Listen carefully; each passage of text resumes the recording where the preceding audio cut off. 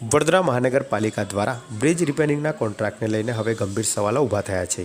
સામાજિક કાર્યકર અતુલ કાલાઘોડા કારેલીબાગ અને અટલાદરા બ્રિજ પર ચાલી રહેલા રિપેરિંગના કામ સામે નારાજગી વ્યક્ત કરી છે।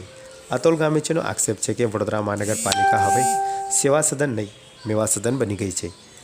તેમણે આરોપ મૂક્યો કે લાખો રૂપિયાના બ્રિજ રિપેરિંગના કામો ટેન્ડર વગર જ આપી દેવામાં આવ્યા છે, જે મોટા પ્રશ્નો ઊભા કરે છે। ગામેચીનું કહેવું છે કે જો કામો ટેન્ડર પ્રક્રિયા દ્વારા આપવામાં આવ્યા હોત તો કામગીરીની ગુણવત્તા, સમયમર્યાદા અને કોમ્પિટિટિવ ભાવો બધા મેળવી શકાતા, પરંતુ પાલિકાએ કોઈ ટેન્ડર નથી જ કાઢ્યું અને સીધા જ તાત્કાલિક કામો ફાળવ્યા હોવાના ગંભીર આક્ષેપ સામાજિક કાર્યકરે કર્યા છે।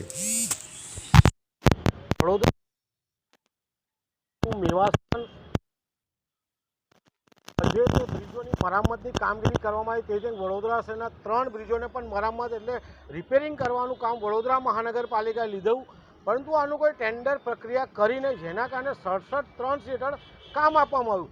67(3) હેઠળ જે કામ આપવામાં એમાં 31 લાખથી વધુ રૂપિયા વડોદરા શહેરની જનતાના ખર્ચાઈ ગયા એટલે કે વપરાઈ ગયા છે। ક્યાંક વડોદરા શહેરની જનતાને પ્રાથમિક સુવિધાઓ આપવામાં વડોદરા મહાનગરપાલિકા ઊણું ઉતર્યું છે, ત્યારે આવા લખલૂટ ખર્ચા કરીને કોન્ટ્રાક્ટરોને અધિકારીને ક્યાંક ફાયદો કરવાનો કારસો રચવામાં આવ્યો તેવું દેખાઈ રહ્યું છે। આગામી સમયમાં જો કોઈ પણ મોટા કામ હોય એને 67(3) હેઠળ આવરી લેવામાં ન આવે, પરંતુ ટેન્ડર બહાર પાડવામાં આવે તેવી અમારી માંગ છે।